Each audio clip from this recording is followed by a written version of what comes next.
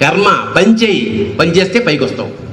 నువ్వు చేసే ప్రతి కర్మకి ఒక ఫలితం ఉంటుంది.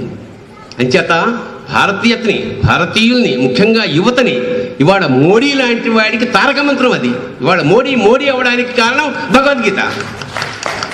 ఇవాళ ధైర్యంగా మన మతం గురించి కానీ, మన సంస్కృతి గురించి కానీ, మన హిందూ శబ్దాన్ని ఉచ్చరించడానికి వాళ్ళ ధైర్యం కలిగిందంటే దానికి కారణం మోడీ. ఇవాళ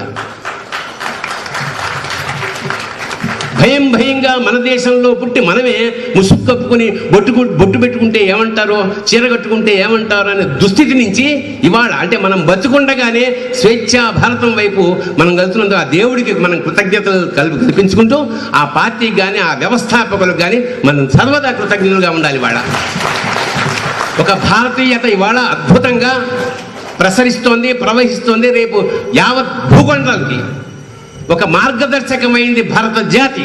దానికి మూలమంత్రం భగవద్గీత. అది చచ్చిపోయినప్పుడు పెట్టకండి దయచేసి. దానివల్ల బతుకులు బాగుపడాలి. అది భగవద్గీత. భగవద్గీత కనీసం ఒక్కసారైనా చదవండి జీవితం. అంటే హిందువుగా పుట్టినందుకు అర్థం అయినా కాకపోయినా ఒక్కసారి ఆరంభించి 18 అధ్యాయాలు అర్థం కాకపోయినా సరే చదవండి.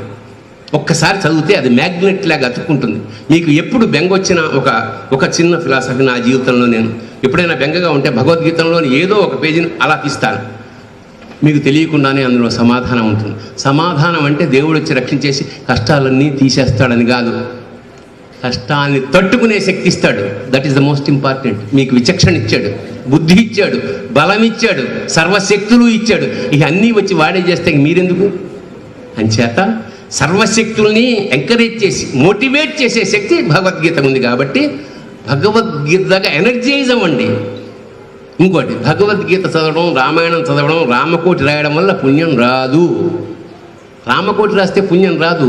భగవద్గీత చదివితే రాదు, పాటిస్తే వస్తుంది. వివేకానందుడు అంటాడు, they are like road maps. Bhagavad Gita కానీ భారత రామాయణం రోడ్ మ్యాప్స్ అంటే ఈ రూట్ అలా పెడుతుంది అని చూపిస్తుంది తప్ప అది మనం తీసుకెళ్ళదు. ఎప్పుడు తీసుకెళ్తుంది? మనం దాన్ని ఆచరిస్తే. అంచేత భగవద్గీత ఆచరించదగ్గది, రామాయణం ఆచరించదగ్గది. ఎందుకంటే రాముడు లాంటి రాజు కానీ, రాముడు లాంటి భర్త కానీ, రాముడు లాంటి కొడుకు కానీ, రాముడు లాంటి అన్న కానీ, ఆఖరికి రాముడు లాంటి శత్రువు కానీ లేదు అంటాడు. అలాంటి రామరాజ్యం మనకు కావాలంటే మనం ఇలాంటివి కొన్ని చేసి తీరాలంతే. ఆ త్యాగమే మన రక్ష.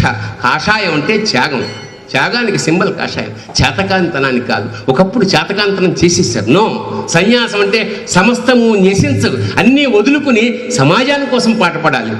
అలాంటి కార్యకర్తలు ఇవాళ మనకున్నారు కాబట్టి ప్లీజ్ సపోర్ట్ దెమ్. అంచేత భగవద్గీత ఎనర్జైజ్ చేసే personality development. Please read it.